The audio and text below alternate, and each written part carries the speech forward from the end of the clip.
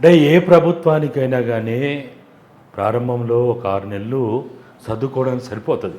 ఉమ్, మంత్రివర్గ మంత్రి కూర్పు కావచ్చు, లేకపోతే పరిపాలనకు సంబంధించినటువంటి ఏదైతే ఐఏఎస్లు, ఐపీఎస్లు, లేకపోతే ఇతరత్ర ఆ, విభిన్న సంస్థలకి, శాఖలకు సంబంధించినటువంటి ఆ, పని విధానం విభజన చేసుకోవడం కానీ ఇవన్నీ 6 నెలలు సరిపోతుంది.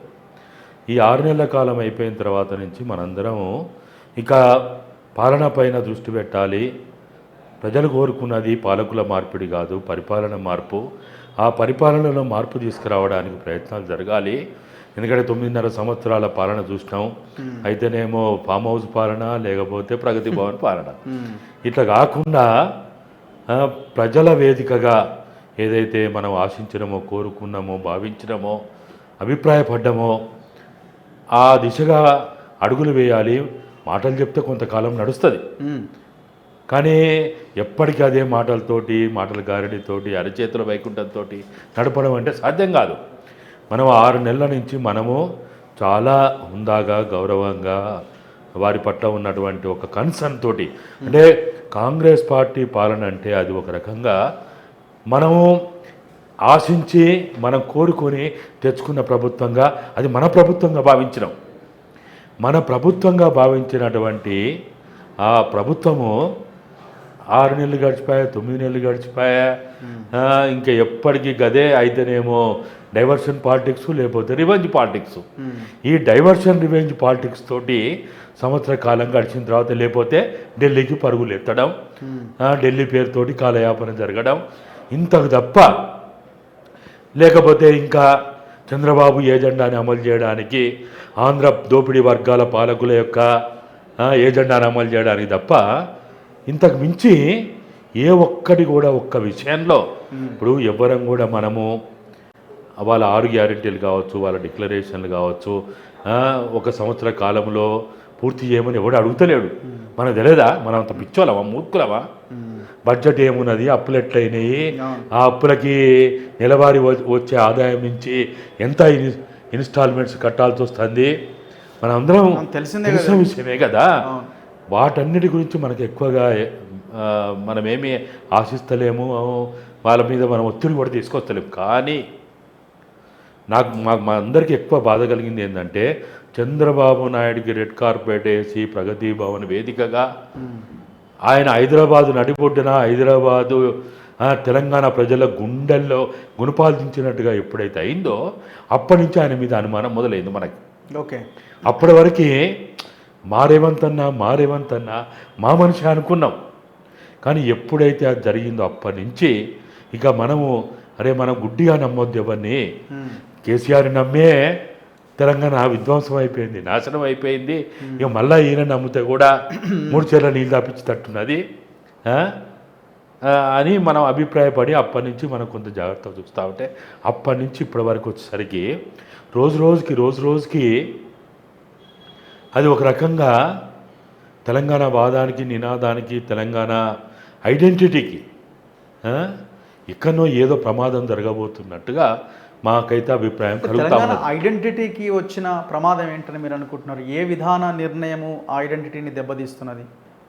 అంటే ఏదైతే ఆయన 6 గ్యారంటీల విషయంలో శ్రద్ధ పెట్టాల్సిందని పక్కన పెట్టి హైడ్రా ముసుగులో ఒక రాజకీయం చేయడం, ఒక ఆట ఆడడం, రోజు దాని మీద మీడియాలో కాలయాపన చేసుకోవడము, అది ఒకవైపు. ఇంకోవైపు మూసి పేరుతోటి ఇంకోవైపు ఈ 2 కాక ఆయన రివెంజ్ పాలిటిక్సో లేకపోతే ఎంక్వైరీ పాలిటిక్సో ఏదో చేస్తున్నట్టుగా చేస్తూ, ఇవన్నీ కూడా ఏంటంటే తెలంగాణ మనం ఎందుకు తెచ్చుకున్నాం? మనం మొదటి నుంచి చెప్పుకున్నాం, విద్యారంగంలో మార్పు కోసం తెచ్చుకున్నాం, వైద్య రంగంలో మార్పు కోసం తెచ్చుకున్నాం, ఉపాధి రంగాన్ని బలోపేతం చేయడం కోసం మార్పు తెచ్చుకున్నాం. వాటితో పాటు మన సంపద కాపాడుకోవాలి. ఆ సంపదని కాపాడుకుంటేనే భవిష్యత్ తరాలకి మనము వారసత్వంగా మనం కొంత మన పూర్వీకులు ఈ సంపదను కాపాడకపోతే, కొండలు, గుట్టలు, కాలువలు, చెరువులు, కుంటలు కాపాడకపోతే ఈ పరిస్థితి మనకు ఉండేదా? లేదు, ఉండేదా? కాబట్టి సంపదను కాపాడుకోవడం అనేది మేము కానీ ఎంతో చేసినాం.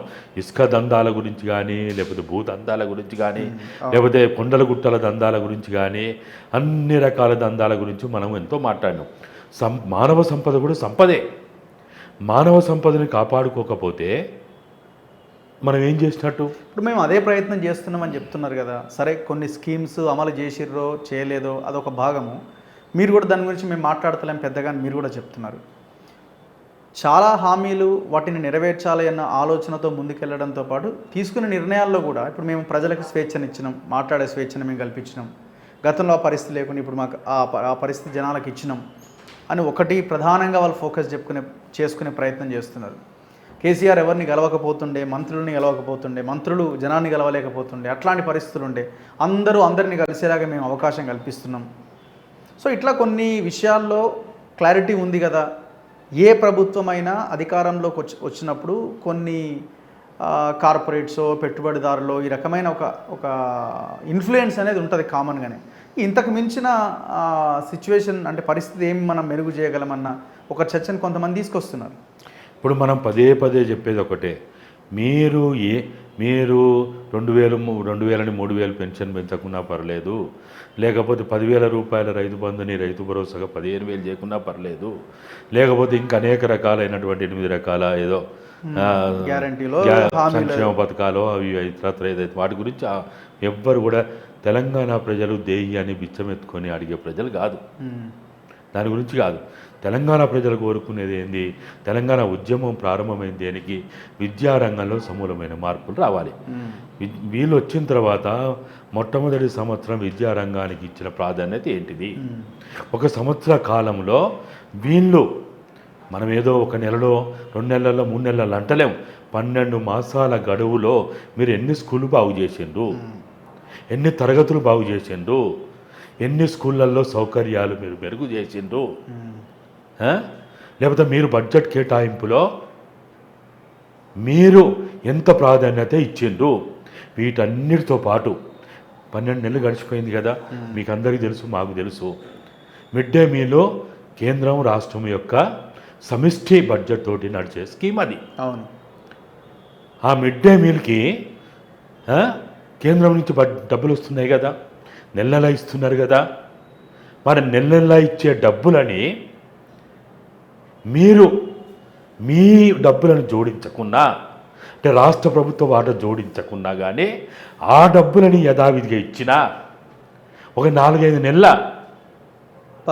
బకాయిలు చెల్లించినట్టు అవు కదా. 12 నెలల బకాయిలు ఉందని ఇవాళ అందరూ మొత్తుకుంటా ఉన్నారు. అంటే ఏంటిది? విద్యార్థుల మిడ్ డే మీల్ కోసం వచ్చిన డబ్బులను కూడా డైవర్ట్ చేస్తుండంటే మనం ఏమనుకోవాలి? ఈ ప్రభుత్వం యొక్క ప్రయారిటీ, ఈ ప్రభుత్వం యొక్క ఆలోచన ఏదైనా కానీ ఆచరణ దేనికైనా గిట్టురాయి. వాళ్ళ ఆలోచనకి రిఫ్లెక్షన్ ఏంటిది? ఆచరణే కదా. గీటురాయి ఏంటి? ఆచరణే. అక్కడ అది అట్లయిపోయిందా? ఆరోగ్య హాస్పిటల్ విషయంలో ఏం చేసిండ్రు? ఇవన్నీ పక్కన పెట్టి ఈ సంవత్సర కాలంలో వాళ్ళ 6 గ్యారంటీల్లో మీ హైడ్రా ఉందా? మీ 6 గ్యారంటీల్లో మూసీ ఉందా? మీ 6 గ్యారంటీల్లో టీఎస్ తీసి టీజీ పెట్టమని ఉందా? మీ 6 గ్యారంటీల్లో ఒక 1 రోజులు 15 రోజులు ఇది మన జాతీయ గీతం అని చెప్పి దాని మీద పెద్ద